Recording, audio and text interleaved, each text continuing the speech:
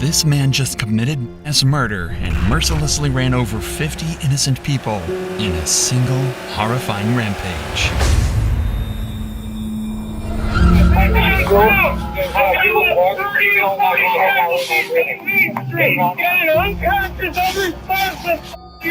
The race was on to catch the mass killer who committed this horrifying act, but he managed to flee on foot into a neighborhood. Little did he know, his every movement was being recorded, and what would follow is the largest manhunt this town has ever seen. Hands up!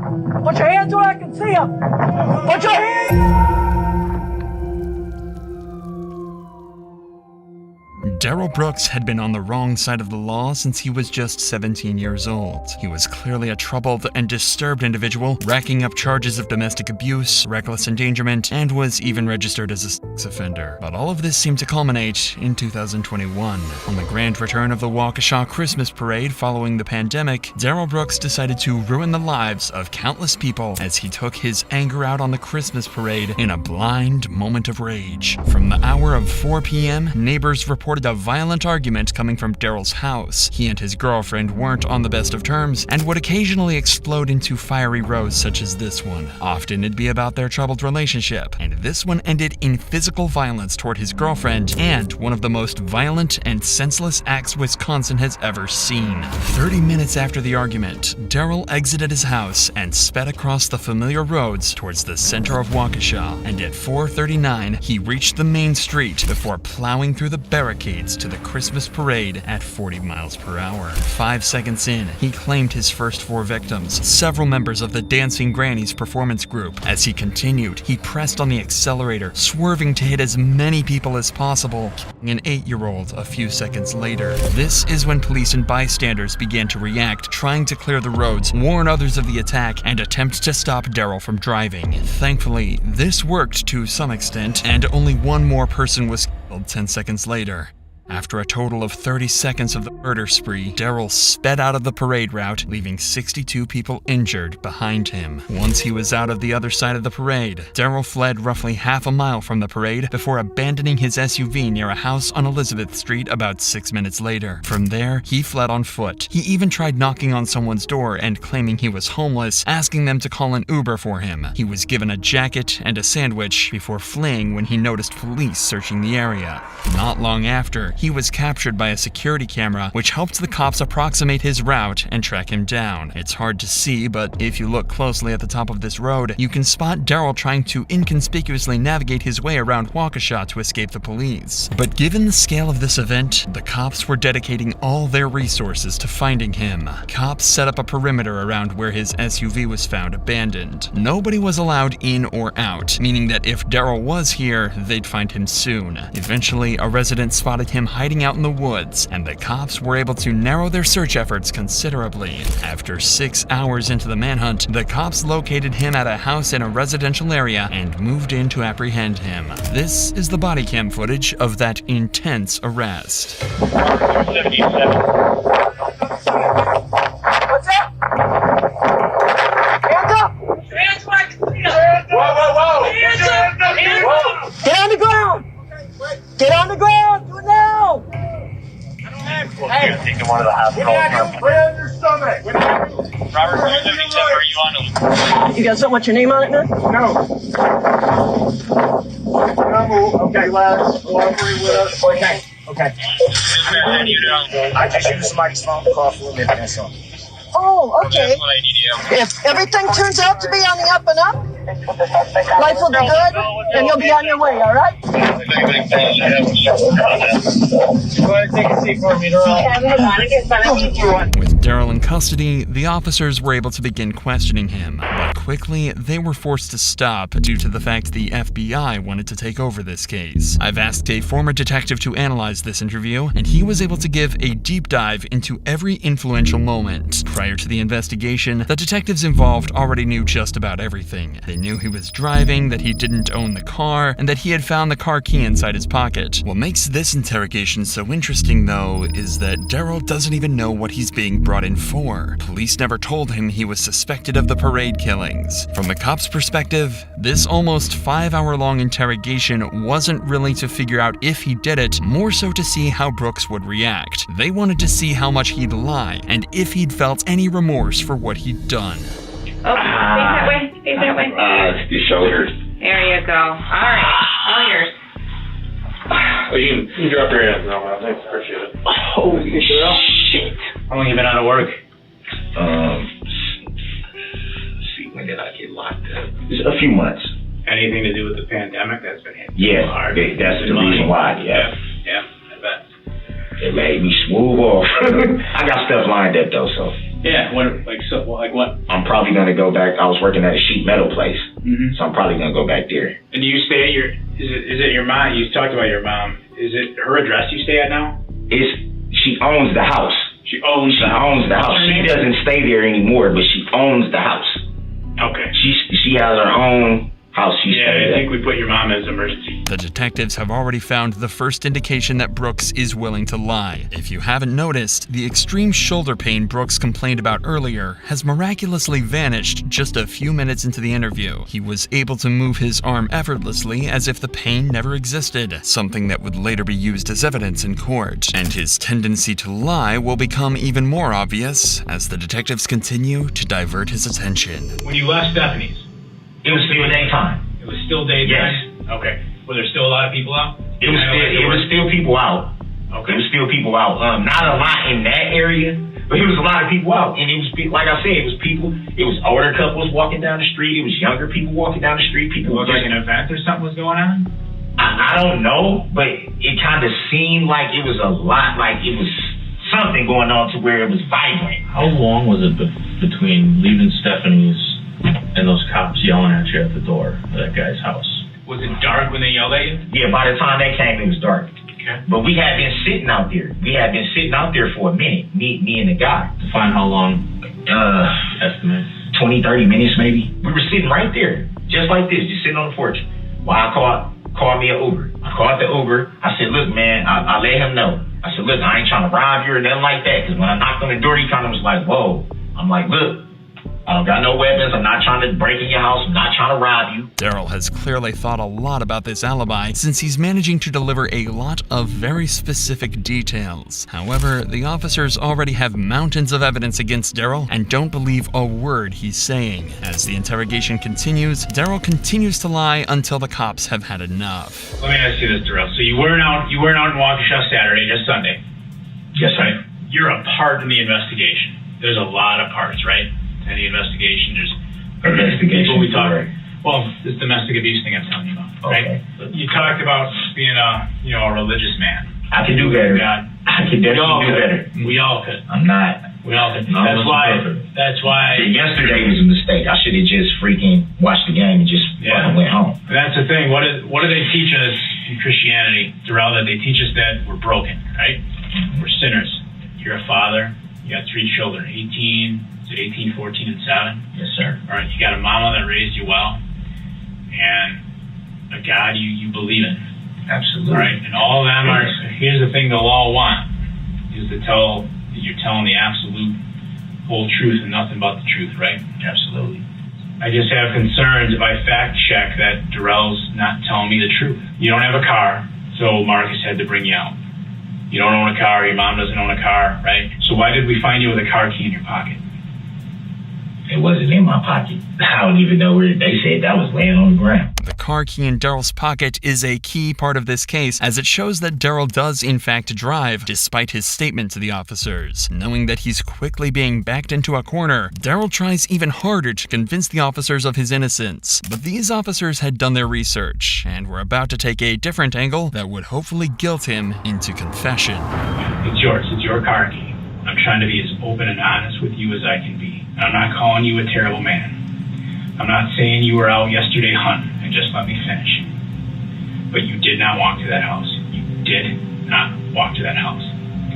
You did not come here in a tan Kia. You got a key in your pocket to a car, your mom's name. For the love of God, Marcus. For yourself, for your family, you know what happened yesterday. For the people, tell me what happened. Well, what? With the car. What am I being With arrested your mom's for? car. You're driving goofy, people called in, you drove out of there in your mom's car, the red car, you're driving a little silly, probably because you're pissed. You met up with Erica in the car at the park. She got in, you talked, and what you're telling me seems pretty consistent, that there was nothing physical. I didn't put my hands on her, nothing. But you met her in the car. Tim, what's going on, man? Asking you a question. Just be. You were out there Just tell driving me kind of what's going crazy. on, Some man. people said you were driving kind of crazy. Daryl is heavily on the back foot now and has very little room to wiggle out of this one. Eventually, the pressure from the detectives would cause him to cave and admit that he was driving at the time, now choosing to change tactics and try to garner sympathy from the detectives, deflecting blame onto his girlfriend and an apparent alcohol problem. Erica, she's a sweetheart until she gets that alcohol. The alcohol's the problem. Then you all type of jazz and I have somebody touch you and I'm gonna keep my daughter away from you, and even my mom doesn't even like her around when she's drinking. I've never been with anyone that is as bad as what you're saying right there, but I think he can attest to it. We've all Man probably looked like he didn't do it with some chicks, man. We know. So, Darrell, what were you thinking when you went driving through this parade? What am I facing? I don't have no problem talking with you You got guys. people injured that had to go to the hospital. So they're saying I injured somebody, or you're saying I You injured did. somebody. So I'm looking at what, reckless endangerment? At the very least, yeah. The very least. People got hurt. That's reckless endangerment. I don't know exactly what they're going to classify it. Yeah, people had legs broken. Endangerment's where you may have hurt somebody by your actions. You did hurt somebody by your actions. You wanted information from us. We're I sharing want it. you to watch it and see what's in it. Yeah, it's a good point. It's information sharing. Why do you want me to see that car? Why? Because I think it's important. Why is it important? Is it to make, like, what is it? Well, why don't you want to look? Everybody knows what was going on. There's your children right there. See those are kids? See that little kid right there? You gonna look at it? Too hurt, man. You're too hurt? Yeah. Emotionally? Don't do that hurt. Please don't. Don't do that? Don't do this. Please. The most shocking part about this interview is this moment, when Daryl discovered what had actually happened to the victims. Daryl didn't once ask about the victims or if anyone had lost their lives, very likely because he had no remorse to give and was concerned only for himself. At this point, the detectives have successfully achieved the main objectives of the interview, to get Daryl to admit he was driving the car and to see if he had any remorse. The interrogation was exceptionally long to corroborate the strong evidence they already had and to acquire footage that would persuade a jury that Daryl had no remorse, which is why they let him lie and portray himself as a selfish, evil man as much as possible. And in that trial, Daryl would continue to paint himself in that exact light as he decided to represent himself. This would result in one of the most ridiculous and infamous court cases ever on the internet, with Daryl screaming, shouting, and even threatening his way through the trial, constantly making legal mistake after legal mistake, ruining his chances of getting away with a low sentence. So to start with, Detective Jay Carpenter comes to the stand and has a lot of information to share about their little chat in the interrogation room. You interviewed the defendant, Daryl Brooks, on November 21st, 2021 at approximately 11 o'clock p.m. Do you recall that? Objection. I don't think it's being called that name for the record. Objection is overruled. Yes, I do Grounds recall for the that. overrule. Not relevant. Yeah, it is relevant. What observations did you make during this clip about the use of his right arm? Both his arms would come out like this and move. To me, what a person would do when they're normally conversing. It would seem unusual to make those movements if he was in fact in as much pain as he was claiming to us he was in. Last night, we asked for State's Exhibit 81 to be admitted into evidence, which is the defendant's statement provided to Detective Carpenter and Detective Stern on November 21st of last year. Objection. I didn't provide any statement on the 21st. jury will disregard the statement by Mr. Brooks. He is not testifying, therefore his statements are not evidence. And my objection should be noted for the record. You may be hearing that Daryl repeatedly keeps calling objections. His legal experience is clearly based entirely on movies and TV. But unfortunately for him, in order for an objection to be sustained by a judge, the objection needs to have a legitimate reason. Daryl is unable to object for a legitimate reason, and as such, almost all of his objections are overruled by the judge, meaning the prosecution is able to continue. I believe that these photographs are designed to make a suggestion to the jury that Erica Patterson is a bad mom. I think that that's what the defendant is trying to do. If we go down that road, we would be forced to counter that claim by pointing out that not only does the defendant not live with the child in question, he doesn't live with any of the other children that he has. He impregnated Erica Patterson when she was a minor in Nevada, and for doing so, he was convicted of statutory sexual seduction, pled guilty in March of 2007 to that felony offense, and is a sex offender on the registry as a result. So if there's any causation that would lead to Erica Patterson being a bad mom, Mr. Brooks has a direct role in that causation. And that's furthermore, I object to that. I'm not because that's a lie. Let him at finish. the end of the day, Let him finish. If we don't open the door Mr. on that, no, Brooks. since he want to make a record and not be accurate, so let's be accurate all on the record since you think you know so much. Once So again, we can Mr. open the Brooks door is on. being We can loud, open the door on how old she told me she was. when we met. interrupting. We can ask that question He is too. Then over the Did you top ask that? animated Do you right know now. that? Mr. Brooks, I'm ordering you to sit down and to let the state No, finish. no, I'm not going to sit here and let somebody be inaccurate on the record and lie on the record. This is how a huge amount of this trial played out. The prosecution would make a point, and Daryl would get extremely animated and try to deny it with nothing but anger and false truths. In this example, the prosecution mentioned Daryl's sex offender registry, to which he responded by saying that she told him she was 18, as if that excused him of all wrongdoing. But the most shocking and unprecedented moment of the trial was when the judge had to stop all court proceedings, but she felt genuinely scared of him. So as long as the jury's out, we should probably discuss that. So that had to be said. So it's that defendant. That's not how it was said. That was how I said. You want to run the record back? Mr. Brooks. So I'm the only one. I got one. Mr. I got Brooks. one ear that work, and I heard that. This Come on, is man. to benefit you so No, that it's you not. understand Ain't none of your this to benefit me, witness so let's be has clear a about prior that. record. Your Honor, when I leave the table, I'm away from the courtroom and I have to elevate my voice. So she has to Alleged elevate her record voice of just for ableist that. Stop talking. Come on, man.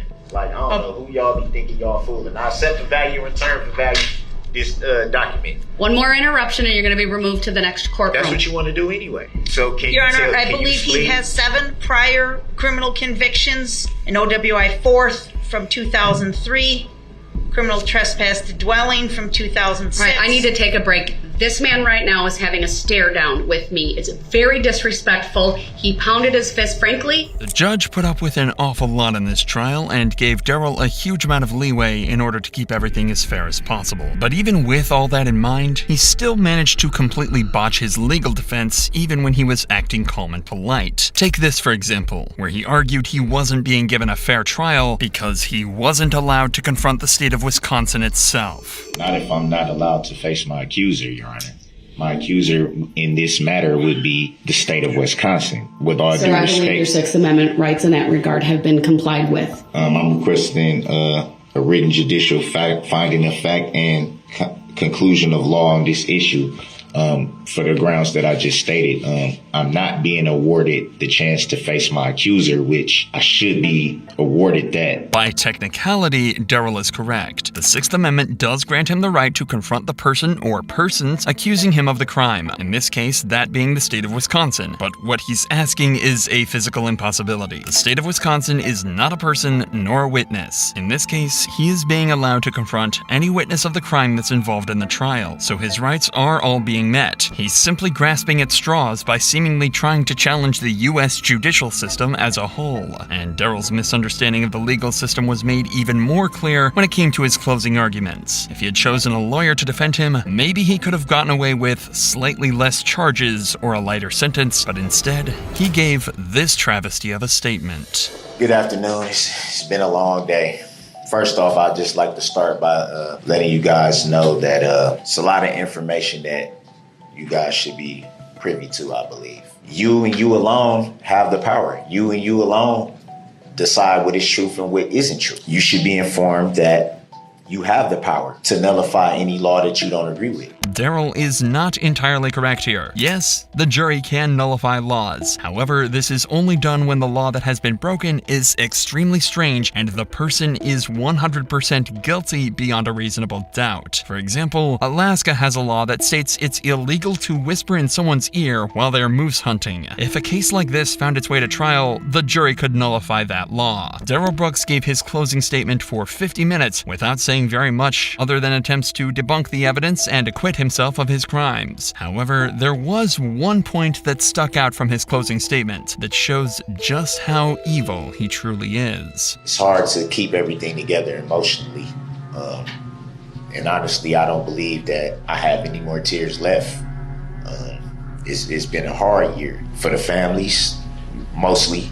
That opens the door to talk about forgiveness for a little bit. With every healing process, there comes a forgiving process. It's not an easy thing for anyone. Daryl is trying to deflect the jury onto it being a tough year for victims as well as anyone who was present at the parade. But in reality, it was his crime that made this year the toughest for the victims. The jury deliberated for less than a day, and they came back with a verdict that he was guilty on all 76 counts. Daryl was ready to be sentenced, but not before the judge spoke to him directly first. Frankly, Mr. Brooks, no one is safe from you.